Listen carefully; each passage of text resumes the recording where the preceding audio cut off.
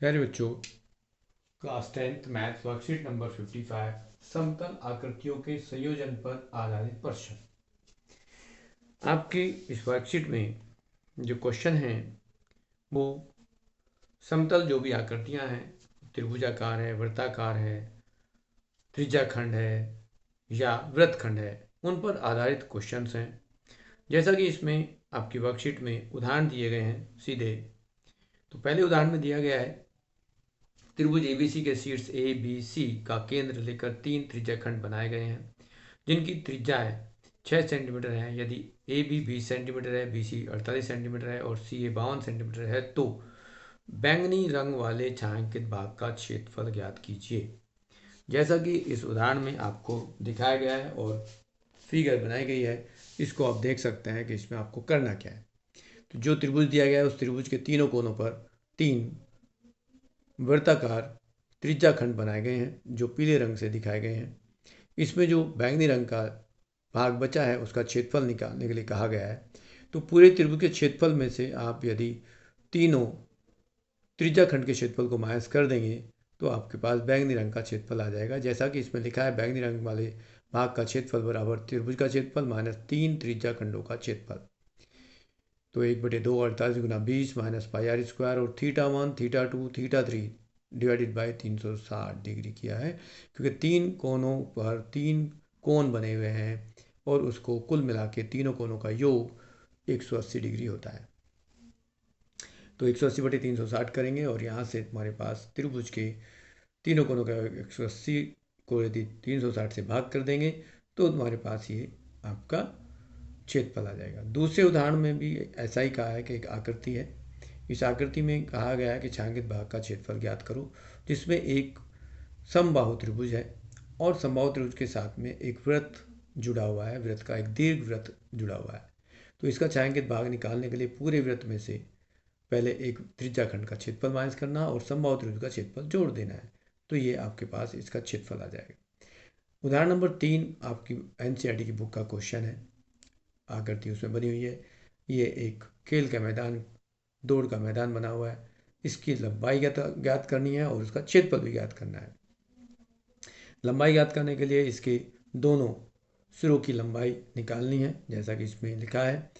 जबकि त्रिज्या जो है 30 सेंटीमीटर है, रेखाखंड की लंबाई 106 मीटर है। दूरी दोनों लंबाइयों को जोड़ देंगे, 2 गुना एल लिखा हुआ है जैसा कि आप देख रहे हैं, और उसमें 2 गुना 1/2 2 पाई आर, मतलब वृत्त का जो परिधि है उसको भी जोड़ेंगे और दोनों लंबाई जोड़ देंगे। इस तरह से कुल लंबाई आ जाएगी। उसके बाद पथ का क्षेत्रफल ज्ञात करना है। तो पथ का क्षेत्रफल में 2 आयताकार क्षेत्रफल हैं और 2 जो है वृत्ताकार हैं, तो उन दोनों का क्षेत्रफल इसमें प्लस करना है। इस प्रकार आपका क्षेत्रफल आ जाएगा। अब आपका क्वेश्चन है कि आकृति में एक त्रिभुज एबीसी त्रिज्या 14 सेंटीमीटर वाले एक वृत्त का चतुर्थांश है तथा बीसी के को व्यास मानकर एक अर्धवृत्त खींचा गया है। छायांकित भाग का क्षेत्रफल ज्ञात करो। जैसा कि ये क्वेश्चन है, इसके आधार पर हम क्वेश्चन करेंगे। तो आपको कहा गया है कि एक त्रिभुज है, उसमें क्वेश्चन नंबर 1 त्रिभुज दिया गया है, ये है, और त्रिभुज की दोनों भुजाएं बराबर हैं इस तरह से, और इस पर एक अर्धवृत्त बनाया गया इस तरह से। लेकिन यहाँ से एक इस तरह से इसका वृत्तखंड भी काटा गया है। ये ए बी है। इसमें हमें कहा जा रहा है कि ए बी बराबर बी सी बराबर 14 सेंटीमीटर है। यहाँ से हम ए सी यदि निकालना चाहें तो ए सी क्या होगा? ए सी होता है यदि किसी समकोण त्रिभुज में यदि दो ये त्रिज्या दे रखी है, समकोण त्रिभुज में दोनों भुजा दे रखी हैं, तो यहाँ से तीसरी भुजा, समकोण त्रिभुज की तीसरी भुजा निकालनी हो तो कर्ण का वर्ग निकाल सकते हो। तो ए सी का वर्ग बराबर ए बी का वर्ग प्लस बी सी का वर्ग कर लेंगे, और ए सी जो होगा वो रूट ए बी और बी सी दोनों बराबर हैं, तो 14 का वर्ग प्लस 14 का वर्ग इस तरह से लिखेंगे। तो 14 का वर्ग यदि हम दोनों को जोड़ देंगे तो 14 का वर्ग रूट 2, और रूट के अंदर है तो ये 14 रूट 2 सेंटीमीटर आ जाएगा। अब एसी की लंबाई तो ये आ गई, बट इस अर्धवृत्ताकार और ये छायांकित भाग, ये जो आधा वृत्त बनाया गया इसकी त्रिज्या क्या होगी? तो अर्धवृत्त की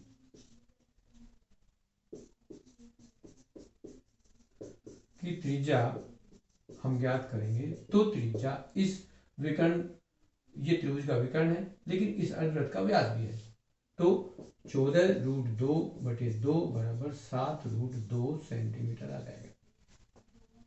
अब अर्धवृत्त का त्रिज्या आ गई। अब हमें क्या करना है? छायांकित भाग का क्षेत्रफल निकालने के लिए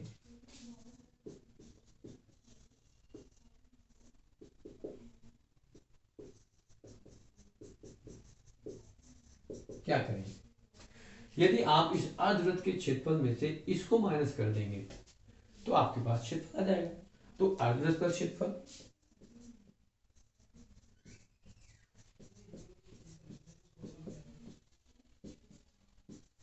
माइनस वृत्तखंड का क्षेत्रफल, और वृत्तखंड का क्षेत्रफल क्या होगा?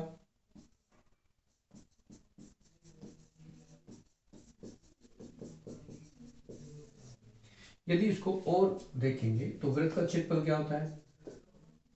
अर्धवृत्त का πr² होगा। लेकिन ये अर्धवृत्त वृत्तखंड का क्षेत्रफल निकालेंगे तो इस चतुर्थांश का क्षेत्रफल माइनस त्रिभुज का क्षेत्रफल करेंगे।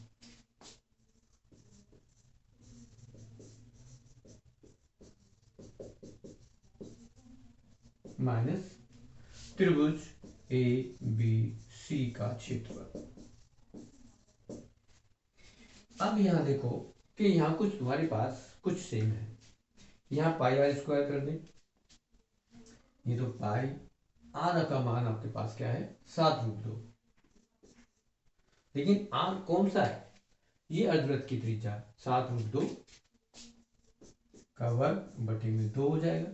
माइनस, अब चतुर्थांश का क्षेत्रफल क्या होगा? वो इस पूरे इस बड़े जो त्रिभुज है उसका वृत्त का चौथाई, इसकी त्रिज्या 14 है। तो यहां करेंगे पाई आर, यहां पर 14 गिवन है, बटे में 4। ये माइनस है, ये भी माइनस, तो ये अब हो जाएगा प्लस। अब त्रिभुज का क्षेत्रफल हम प्लस करेंगे। त्रिभुज का क्षेत्रफल क्या होगा? देखेंगे त्रिभुज का क्षेत्रफल, त्रिभुज का क्षेत्रफल होता है 1/2 आधार गुना ऊंचाई। अब यदि इसको आप यहां लिख देते हो तो यहां क्या करेंगे? देखो इसको खोलेंगे तो क्या होगा? पाई 7 का वर्ग 49 गुना 2 बटे में 2 आ गया। यहां आप देखेंगे तो यह आएगा पाई, और ये हम लिख दें 14 गुना 14 बटे में 4, और प्लस में कर देते हैं 1/2 गुना आधार आपका 14 है और ऊंचाई भी 14 है। तो देखो यहां से 2 कैंसिल हो गया, यहां से आप करेंगे तो ये 7 और ये करेंगे 7, और ये देखोगे पाई, पाई लिखो या इसको लिखो 49 पाई, यहां भी माइनस 49 पाई, और ये क्या होगा? 7, और 7 से गुणा करते हैं तो क्या होगा? 7 चौक 28 और 7 एकम 7 और 2, और ये दोनों कैंसिल हो गए तो क्या आएगा? 98 सेंटीमीटर स्क्वायर इसका क्षेत्रफल आ गया।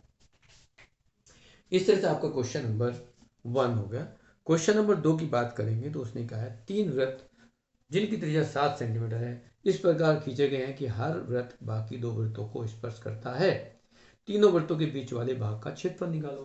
तो अब हम इस क्वेश्चन नंबर 2 की बात करते हैं। क्वेश्चन नंबर 2 में कहा गया है कि एक वृत्त ये है, एक दूसरा वृत्त और बना दो, एक तीसरा वृत्त और बना दो, ये आपस में मिलेगा, और ये इस तरह से हम मिला सकते हैं। इसमें कह दें ये ए है, ये बी है और ये सी है, इनकी त्रिज्या दे रखी है हमें, वृत्त की त्रिज्या हमें जो दे रखी है वो है 7 सेंटीमीटर। तो 7 सेंटीमीटर ये हो गया, 7 ही हो गया, 7 ही होगा, 7 ही होगा, 7 ही होगा, 7 ही होगा। तो इस त्रिभुज की भुजा क्या होगी? त्रिभुज की भुजा जो होगी वो 7 + 7 14 सेंटीमीटर होगी। अब 14 सेंटीमीटर त्रिभुज की भुजा हो गई, तो इस त्रिभुज के क्षेत्रफल में से यदि 3 त्रिज्या खंड को हम माइनस कर दें तो हमारे पास इस बीच के हिस्से का क्षेत्रफल आ जाएगा। वृत्तों के बीच का क्षेत्रफल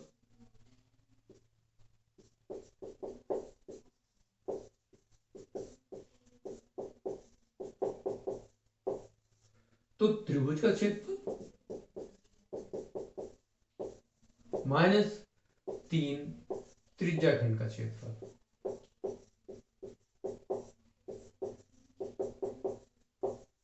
इस तरह से आप करेंगे। त्रिभुज का क्षेत्रफल क्या है? ये त्रिभुज एक समबाहु त्रिभुज होगा और समबाहु त्रिभुज का क्षेत्रफल होता है √3/2 गुना भुजा, और भुजा आपने निकाली 14, यहाँ -3। अब त्रिभुज त्रिभुज जो त्रिज्याखंड है उनका क्षेत्रफल क्या होगा? त्रिज्याखंड में देखेंगे कि यहाँ कोण कितना बन रहा है, केंद्र पर कोण कितना है, वो है 60 डिग्री। तो त्रिज्याखंड का क्षेत्रफल होता है πr² θ/360 डिग्री। अब ये देखो यहाँ √3 14 गुना 14/4 -3। अब यहाँ देखो 22/7 रखो या पाई का मान 3.14 रख दो। आर का मान क्या है? 7 गुना 7, ये 60/360। अब देखो यहाँ किससे कैंसिल कर सकते हो? 6 हो गया। 3 से ये कैंसिल कर दो, 2 रह गया। अब यहाँ देखो 2 से यहाँ कैंसिल कर रहे हैं 7 और 2 से करेंगे 7, तो यहाँ क्या हो गया? 49√3 माइनस, यहाँ भी 7 into 49 हो जाएगा, और ये रहा 3.14/2। अब देखो 49 यदि तुम कॉमन लेते हो तो √3 का मान रख दो 1.73 माइनस, अब 2 से इसे कैंसिल करोगे तो क्या आएगा? ये आएगा आपके पास 1.5 और 2, 1.52 यहाँ ले लेते हैं। तो 49 इंटू क्या हुआ? ये तो 1 आ गया, यहाँ से 7 - 2 आ गया 0.0। अब यदि आप 0.21 को 49 से मल्टीप्लाई कर रहे हो तो क्या होगा? 49 को मल्टीप्लाई कर रहे हो किससे? 21 से कर रहे हो, तो क्या होगा? 19 और ये 4, 2 9 जा 18, 2 2 जा 2 4 जा 8 + 1 9, यहाँ से 9, ये 2 और ये 10। अब यहाँ देखोगे तो इसका आंसर क्या होगा? 2 प्लेस बिफोर डेसिमल लगाओगे तो आएगा 10.29 सेंटीमीटर स्क्वायर। ये इसका आंसर होगा। इस तरह से आपके दोनों क्वेश्चंस जो वर्कशीट में थे वो कंप्लीट हो गए। अब आप जो एग्जाम्पल्स दिए हुए हैं उनको भी कर लें और जो क्वेश्चन हैं उनको भी कंप्लीट कर लें।